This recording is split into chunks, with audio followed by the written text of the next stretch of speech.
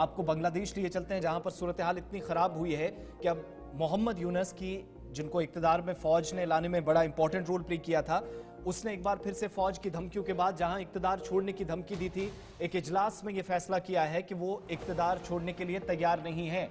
हुकूमत की जानिब से मुशावरती इजलास तलब किया गया और फौज का स्टेटमेंट जो इस इजलास पर आया, वो कहते हैं कि पहले धमकी दी गई, फिर कहा गया कि ओहदे पर बना रहूंगा। फौज यूनुस से काफी नाराज नजर आ रही है और बांग्लादेश की अबूरी हुकूमत के सरबराह मोहम्मद यूनुस अपने ओहदे पर बरकरार रहेंगे। ये मालूमात उस वक्त सामने आई जब काबीना की एक मुशीर की तरफ से मीडिया को ब्रीफिंग दी गई और कहा गया कि वो इस्तीफा दे सकते हैं। ये खबरें बिल्कुल गलत है।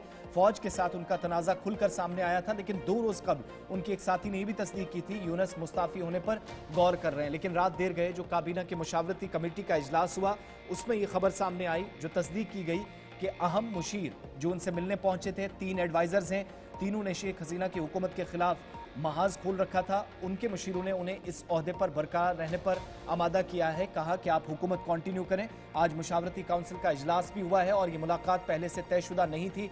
यूनुस के मुशीर वहीदुद्दीन महमूद के मुताबिक उन्होंने इस्तीफा देने की कभी बात नहीं की, क्योंकि उनके कंधों पर बांग्लादेश के लिए बहुत बड़ी जिम्मेदारी है और वो इसे पूरा किए बगैर बिल्कुल नहीं जाएंगे। दूसरी तरफ हुकूमत के साथ साथ फौज ये गौर कर रही थी कि साल के आखिर में आम इंतखाबात की तरफ बढ़ा जाए, नवंबर दिसंबर के आसपास इलेक्शंस हों, जिससे खुलकर सियासी जमातें और फौज एक बार फिर सामने आती हुई दिखाई दी। इन सब के बीच में सूरत हाल इतनी खराब हुई कि अलग अलग जगहों पर अलग अलग किस्म के बयानात आ रहे थे, लेकिन 3 मुशीर हंगामी इजलास का हिस्सा बने। उन्होंने ये एडवाइज किया मोहम्मद यूनुस को कि वो इक्तदार फिलहाल नहीं छोड़ेंगे और फौज की जानिब से उसके बाद पहला रद्दमल आया कि पहले खुद उन्होंने कहा इक्तदार छोड़ देंगे, खुद कहा मैं अब ओहदे पर बना रहूंगा। इसलिए इस गैर यकीनी सूरत हाल से बाहर निकालना, उनकी भी लोगों को बाहर निकाला जाए, इसमें उनकी तरजीह होनी चाहिए।